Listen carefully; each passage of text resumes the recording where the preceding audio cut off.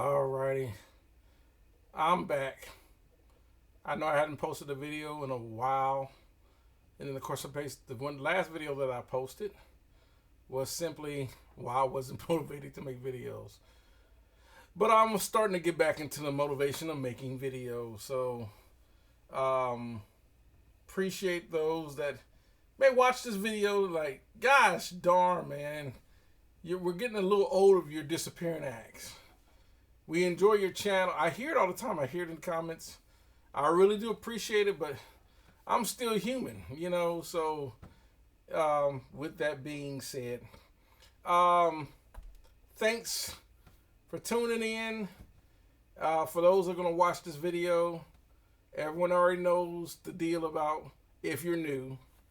And of course, you like the content. I don't have to go through the protocols. But I'm going to get to the heart of the video because that's just how I am. I don't like to be long and drawn out. So, what I want to talk about briefly. Record deal versus record contract. They're the same thing. But whenever we hear a record deal means you just came up with a deal or you just came up with an agreement to sign a contract. That means you've gotten a contract agreement with some sort of major or independent record company or publishing deal.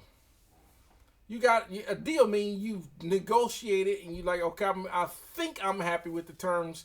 That's if you understand, but most people don't understand all the lingo of a contract. But just understand this. It's a contract, which means they technically own you now. You're under contract, which means they can tell you, exactly what they want. They can tell you how to do it, when to do it, because you're under contract. And I think the reality of a lot of artists, once they've realized they've signed some sort of contract that obligates them to whatever little money in their mind, they're thinking, I got a record deal, I'm going to make big money, when in actuality, it's little to no money. So some people that probably look at some of these recording artists that have become extremely successful in their careers long term. I'm going to use someone like, Mary J. Blige, who's been in the game since the early 90s. Stevie Wonder, who's been in the game since the 60s. Mariah Carey, who's been in the game since the early 90s. We can't conclude the ones that have passed away because they've passed away, that had long careers in the music industry. But it's no different than that one athlete that stands out of most athletes. It's like Michael Jordan of the Bulls. Even though you had the other teammates, Ron Harper, you had Scottie Pippen, you had Dennis Rodman. You had a whole team of people, but Michael Jordan stood up the most. It's like Michael Jackson stood up the most out of all his Jackson family, even though all of them, the entire Jackson family is talented. But Michael stood out the most. And who stood out the second most? Janet. Because Janet was mimicking a lot of she was mimicking Michael Jackson's success for her own.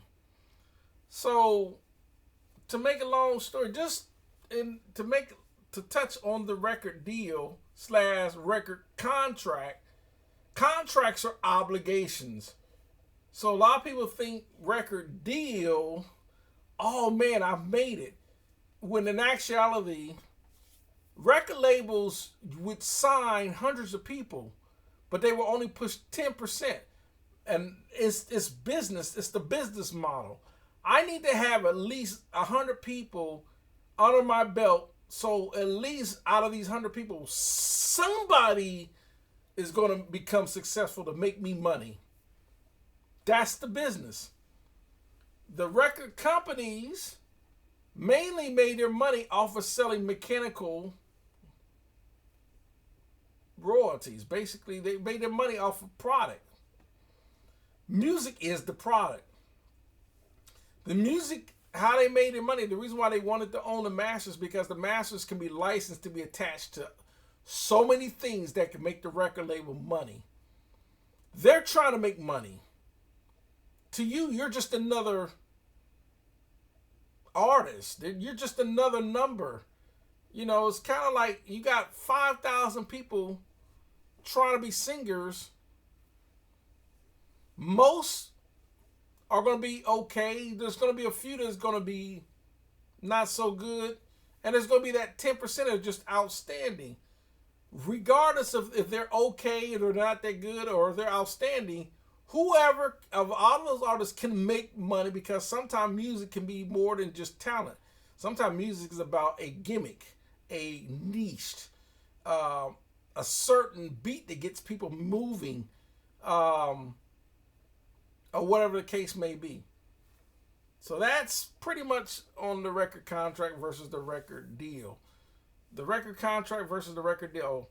A record deal is a record contract, but you have to look at it as it's a record obligation, a recording obligation now.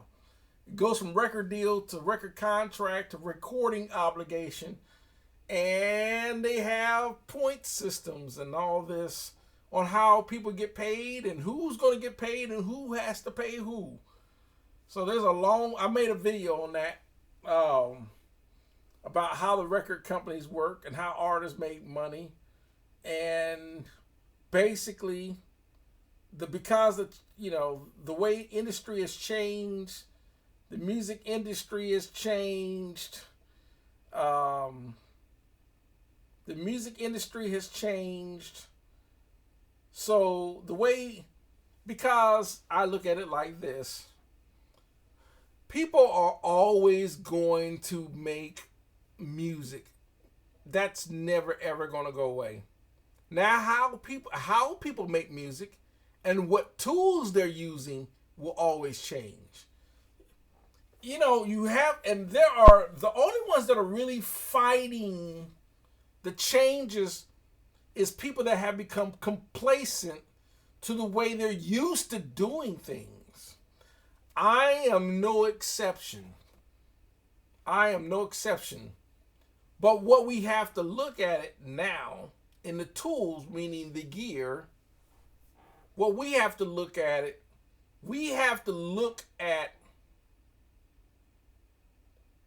is the tools we're using even necessary? In most cases, because there are so many options, there are so many tons of options to get the exact same result, that is nothing is ubiquitous as far as what tools or gear you need to buy. The only thing that requires pretty much the same way that you can't get away from it, there's no other way to do this, is everyone has to have a recording medium. Everyone has to have a source to record, and then everyone has to mix and master that recording source. That's the same. That's probably going to stay. Now, how we do it has changed drastically. Old school 2-inch tape, large format console in a big control room, in a big live room, using acoustic instruments like drums, bass guitar, pianos, organs, Fender Rhodes, guitars, instruments, horns, saxophones, trumpets. That was the normal way to record.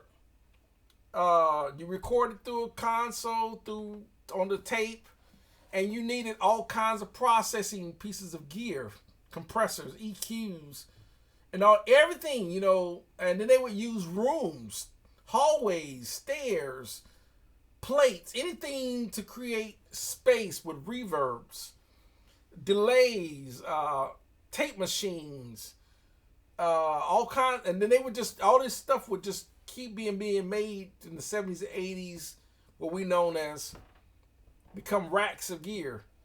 Well, the only difference between that then and now is that your mixing console is in your DAW software. Your outboard gear and the racks is now plugins.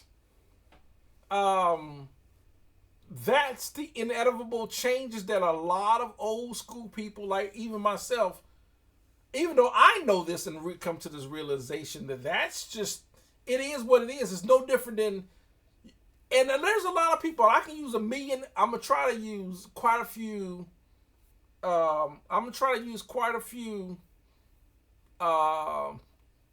analogies to express my point, and then I'm going to end the video. Imagine going back to the 1940s or 30s or 20s, where you still had, there was the newspaper delivery boy, still delivering newspaper. There wasn't, back in the day, there weren't large supermarkets. There were only small neighborhood markets, and there were specialty department places. There was one place that always specialized was making, dealing with meats. That was the butcher. You would either go to the butcher to get your meat, or you can have a delivery service set up. Most people that when these businesses and these business models are created, they're in the process of thinking that this stuff is going to last forever. I'm going to make money like this forever. When in actuality, we can tell through time and the way things have changed in the last 100 years, 200 years, 300 years, 400 years, 500 years, the way we travel, the way we eat, the way we look, the way we do things, the way we interact, all the technology, the way we and everything have changed dramatically. So this, because of the changes and always the new inventing new ways to do the same thing better, it's going to eliminate old ways that we had to do things. Like I said, you can go on and on forever. It's kind of like the butcher. Well, you don't need a butcher anymore because those are being incorporated in the supermarkets. Because supermarkets started popping up all over the place, which eliminated the small mom and papa stores. You didn't really need those small mom and papa stores anymore because you can go to a supermarket like Walmart or, Kroger's or whatever the place. And this is the same thing when there used to be places that were just specialized in bakery, like cupcakes and cakes and pies. Well, they have that in, a lot of the small places don't make it as much anymore because most people get the same items or something similar at a supermarket. It changed the way we do things. It's the same thing with having smartphones now that have apps that can connect to dang near everything now. You got apps that are there's an app on your phone to pay your bills now. There are apps to transfer money now. Before, it's kind of like with Cash App and PayPal and everything else right on your phone. Why do you even need to go to Western Union anymore?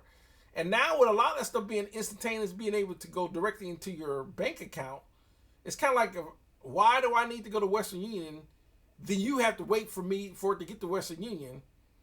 Then you got to go down to Western Union to withdraw money when it can go from your account to my account through Cash App. And it's instantaneous.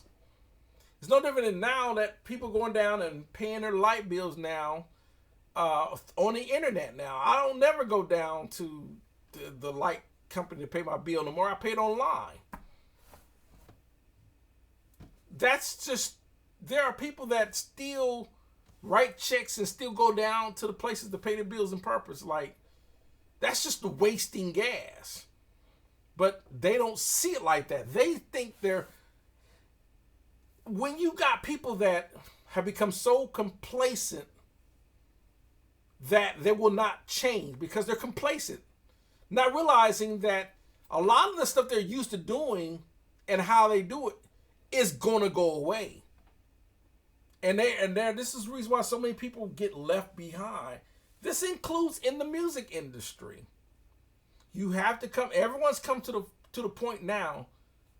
You just aren't gonna get people to realize that tape machines just aren't You know, there are people that still use tape machines and like the way tape machines sound, and they think they're still such a viable source in the recording. But everyone knows, 99% of us knows that the main recording medium is a digital audio workstation, a DAW software like Pro Tools or Ableton Live, FL Studio, Cubase, Studio One, and just goes on and on and on.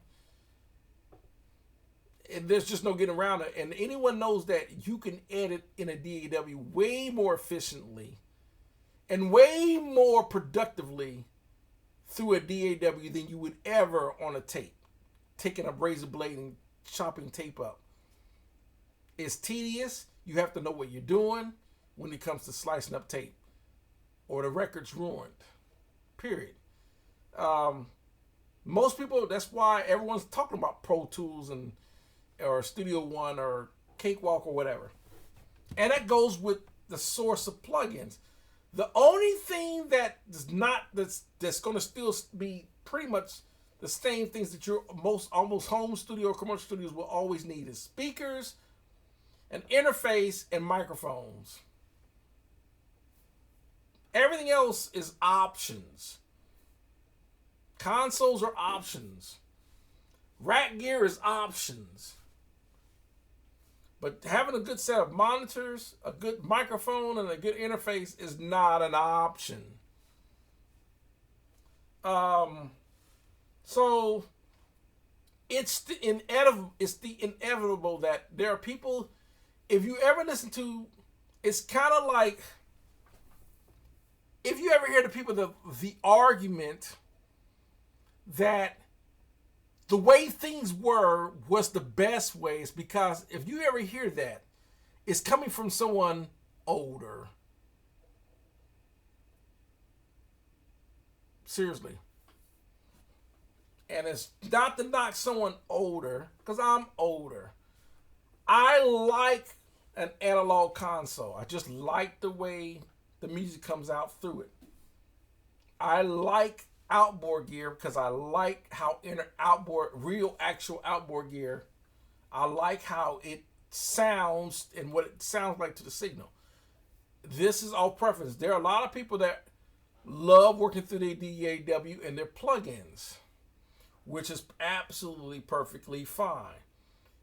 You know, most of the time, there's never ever going to be people that are listening to music going to ever stop listening to music because I use plugins, or I use a real piece of gear, or I recorded through an Allen Heat console, or I recorded through an SSL or a Neve, or I didn't use a console, or I didn't use certain 1176 preamps, compressors, or I didn't use a certain Neve 1073 preamp or whatever. It'll never hear, because people don't even know what that stuff is or what gear in recording studios are even needed to record. No one has any idea. It's like a car. Buying a car and driving it. No one can care that the valve covers were made in Indonesia. No one cares about that because most people don't even know what a valve cover is. They know that all they know is their car have an engine, and their car starts up, and it can get them from A to B. In most cases, hopefully without most of the cars, because most cars, because they got so many parts on a car that can fail. And even then, people don't really realize why the cars fail. But can you imagine if cars were like the 1940s type of cars compared to what you buy in 2023, going on 2024? It's a drastic difference in cars today compared to cars 100 years ago. And that's just it. That's the reality of it. And I know this is a 20-minute video. I didn't want to make it super, super long, but because it can turn really long. I just wanted to make a video because I'm back to start making these videos. And, a lot of times, and just to say all that, to say this, with the changing of the music industry and the way, the only people that really suffered the most in the changes in the music industry are record labels. Because most people, because of digital downloading and streaming and all that, and not physical hard sale, that was, you got to look at the old contract. Their contract was, I'm only going to give artists 3 points or whatever at 8.1 cents a point, 24.3 cents or whatever the point is, or 9.1 or 9, whatever the point system is. 3 points, right? Or percentages, points or percentages, whatever, how you want to look at it. I look at it like this.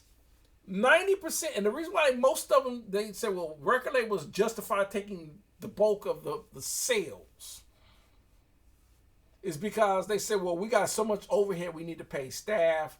And their excuses was, because with this big bulk of staff of people that we got in our record label is helping the artists make it to where they are for the amount of exposure.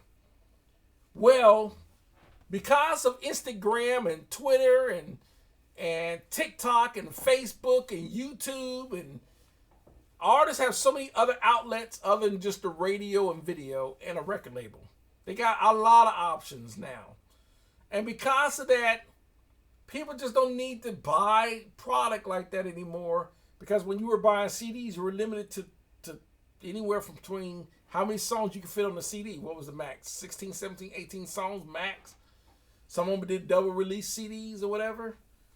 So now people are buying singles or whatever they can download, and they're storing it on their phone, their tablets, their hard drives. And they're storing thousands of songs. You're not getting thousands of songs on a CD or a cassette or a vinyl. You're not. So people, they don't see the value of limitation like that anymore. That's the reason. And the record labels don't know what to do, because they're like, well, we can make money, so now they're figuring, well, we can make money off digital downloading, or we're going to make money off a streaming server. Anywhere they can make capital gains and profits, that's what they're looking at. So, and a lot of people are like, well, if I can get mass amount of exposure, if I get 1 million views on YouTube, 1 million views on TikTok, 1 million views on Instagram, get, followers, Snapchat, all the social media, and, whatever case, I can invest some money with 1 RPM distribution or CD Baby or all these distributions or whatever. And that platform is to get my music put on stuff like Spotify and Pandora and iHeartRadio and all this, XM Sirius satellite and all these different forms to get people exposure and followers. And it's like, well, if I can do all that, I can even take my cell phone or give me some, a DSLR camera and do my own video and photos. If I can do all this by myself, I can go and buy some software, or I can get with someone who knows how to record, buy me an interface, some software, some plugins, some microphones, maybe some preamps or whatever I need to do my own recordings. And I can upload my recordings to like SoundCloud and Reverb Nation and iTunes and all these other outlets. There's so many outlets to get your music and get yourself marketed. And there's so many ways. I probably need to do a video on what would I do if I was an artist. What would I do? What routes would I go? That's probably a good video.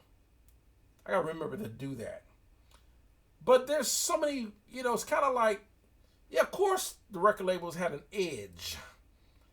When the only way you could be heard is through the radio.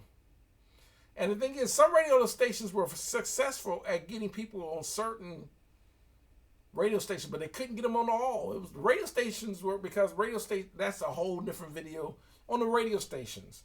Same thing with the video. So video, there was a lot less, because there was only 3-4 main sources: VH1, MTV, BET.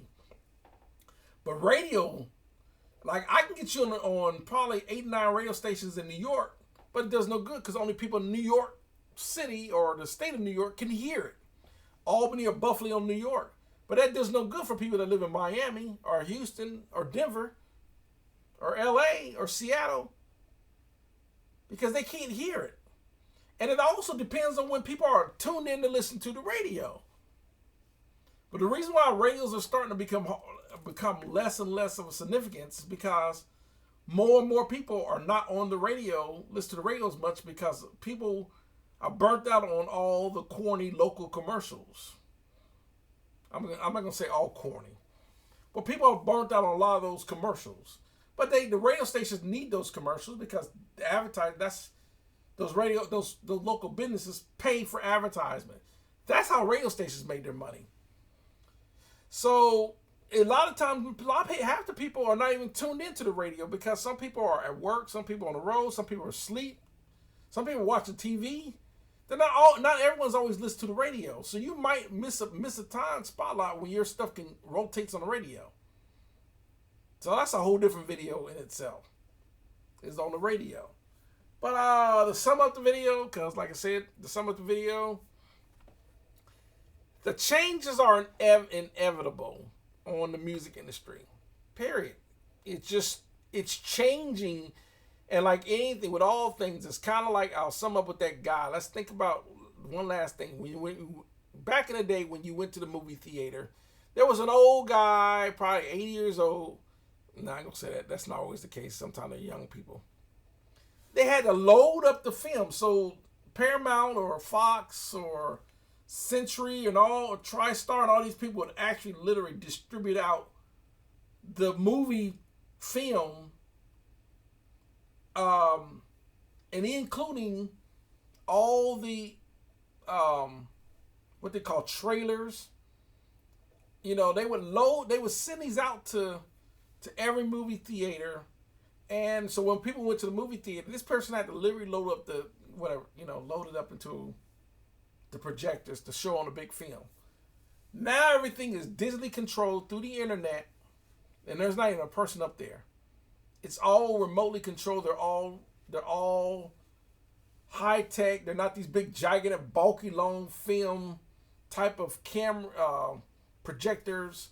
They're more modern, smaller, satellite controlled, whatever. And that job went away.